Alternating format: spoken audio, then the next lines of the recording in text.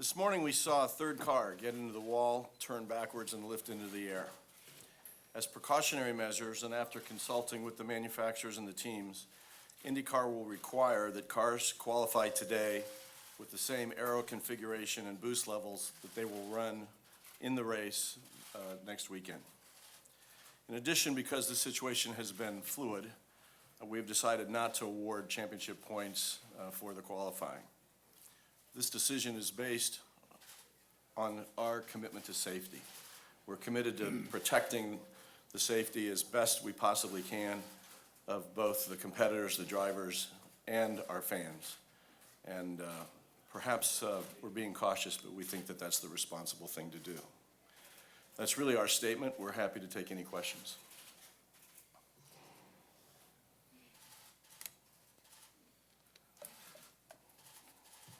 Yeah, how did this go over with the teams involved? Was there pushback, like from the Honda people, for example?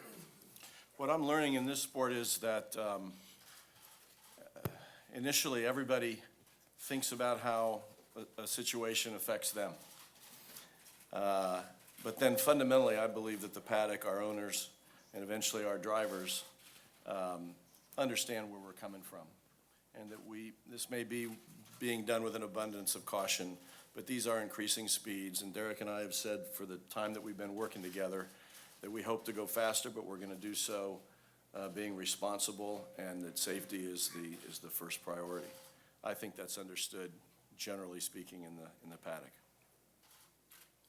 Wolfgang Monser from Germany Rennsport Press Agency. Mark, you said you had meetings with teams and drivers, manufacturers. Was it 100% now identified what caused the problem of Ed Carpenter earlier? I think Derek might want to speak to this, but I think there are different issues. One is what puts a car into the wall in the first place, and probably each of the three incidents that we've referred to may have started for different reasons. Another question is what gets the car to turn backwards, and ultimately what causes a car to get into the air.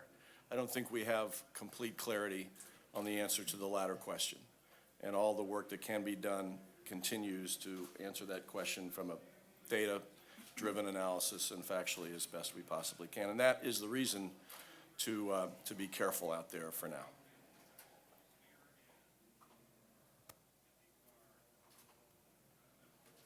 Derek, can you speak to the technical changes that will happen? For instance, for Chevrolet, may they run their low drag side pods when he describes its race trim? Are those no longer allowed?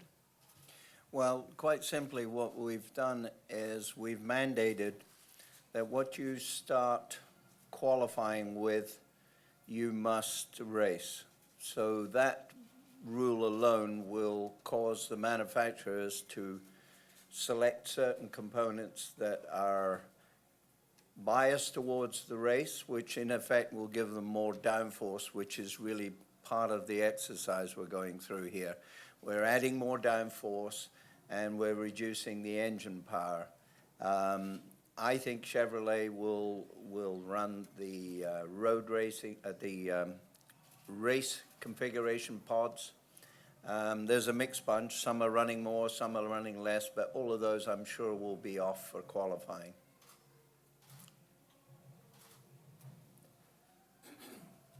Because Indianapolis is such a unique layout and a unique track, will there be a way to do more testing at some point after the Indianapolis 500 on these particular aero kit parts to maybe identify the problem and ensure that it doesn't happen next year? Yeah, it's a good question, Bruce. Since the very first incident that we had with Car 3, we've been working with both manufacturers to do just that. We've been trying as fast as we can. They've been running their supercomputers like every day into the night to try and compare what we have been doing in the past and what we're doing now. And do we see any big red flags that says we're going the wrong way here? And that whole process will continue. It does continue to this day. So we can't learn more about what we've got any sooner than we are. We're keen for answers so we can hopefully minimize But is the best any kind of likelihood. testing real track testing? Well, first, it's very hard to simulate. I mean, they have such good computing power nowadays. They can evaluate a car in yaw or 180 degrees going the opposite way, and that, quite frankly, is the best way to get there as quick as we can. Only the ultimate test is when you get on the racetrack, and that's somewhat was where we are now. We've got a situation, and we're trying to learn as quick as we can. At the same time, put on a competitive race with basically two different configurations, two different car designs. So it's quite a complex issue. Guys, Larry Clarino from RIS. In hindsight, since this package really wasn't on the racetrack until May 3rd, and now some of the packages are significantly different from the May 3rd package, would you have liked to have seen a lot more on-track testing prior to this May? Well, clearly, we'd like to be not where we are now. We've set out an ambitious schedule, no doubt. But hindsight always gives us a different perspective. But I think until we understand it more and understand what the issue might be, it's hard to really give you a black and white answer on that, really, I think. Derek, back here in the back. Can you explain why the Hondas have to participate in a situation where the Chevrolets had the issue? Yeah, another good question. Just because we've seen 3 incidents happen with a Chevrolet, it doesn't mean that there isn't 3 more Hondas out there that are likely to happen or could happen. I can assure you Honda does not believe that they have an issue, but then again, they will admit that right now we don't have that answer.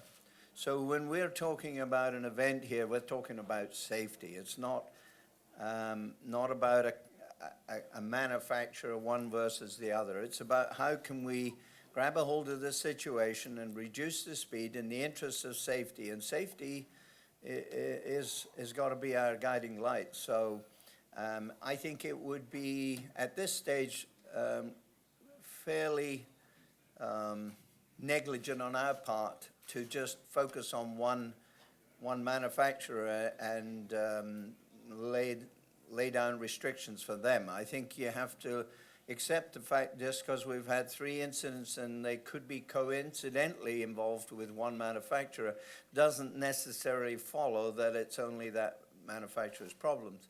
And the other thing to bear in mind is these 3 incidents, they all started in different ways. We had one that had a tire pressure issue.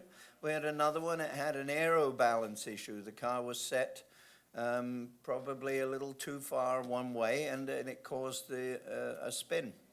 And then there's the one we had today, which was just an accident. So we've got 3 different starting points.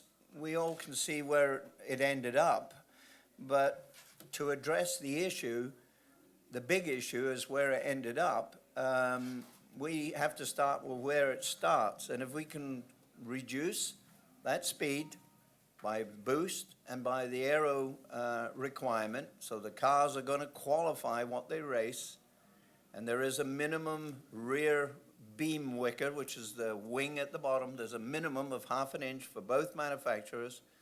That's our starting point, and we know the teams will put on more downforce for qualifying, so we mandate that, and they will migrate to the setups that they need for the race, which will give us a little bit more grip, which is what we need at the moment.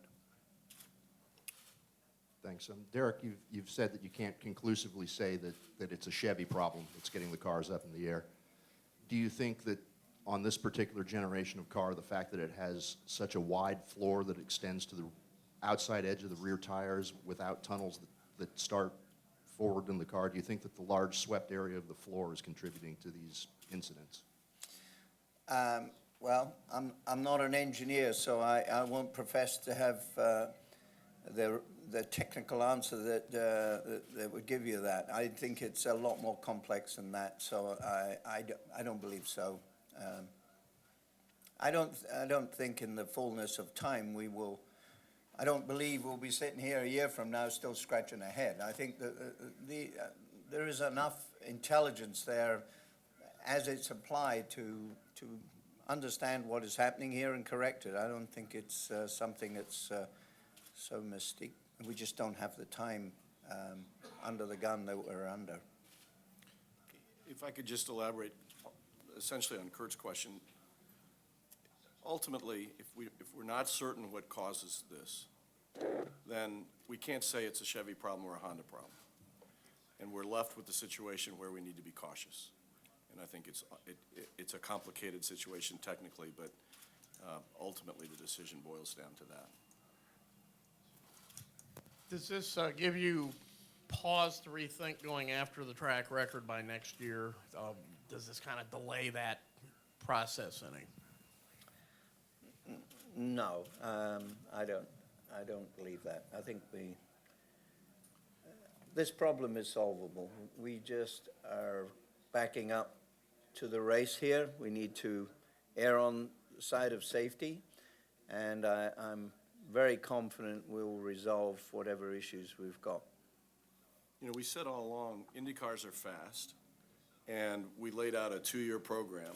It was never intended to be a stunt to get to a certain speed or above a certain speed 2 years later, next May. It's a journey. It's a development exercise.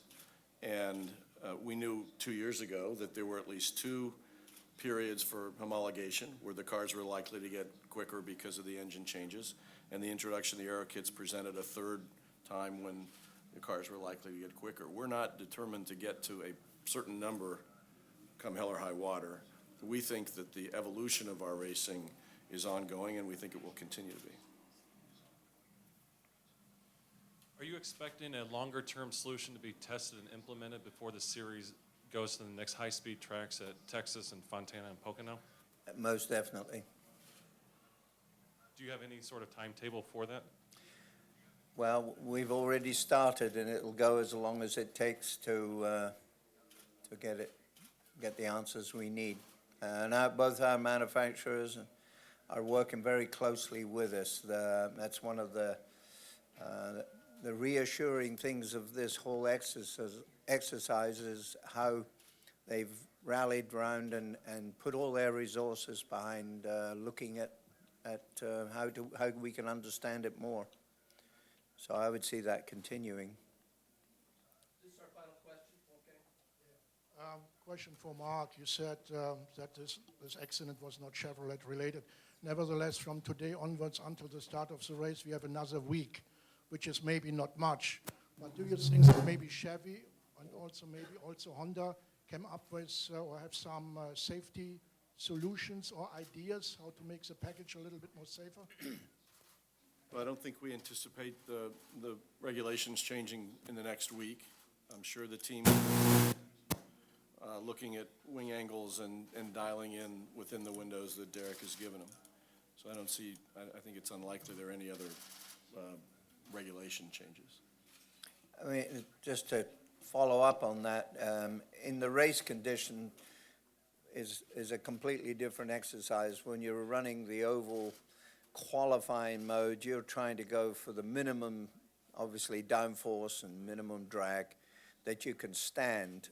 When you're in the race, you've got a lot more factors to deal with, so you're beefed up, you've got a different kind of race car, and let's not forget, we've done thousands of miles round, or thousands of laps round here so far, and a lot of them mostly done in race mode configuration. So we're really focused on the lower end of the grip level, and that's the reason for the changes we've implemented. Gentlemen, thank you very much for coming in. Thank you.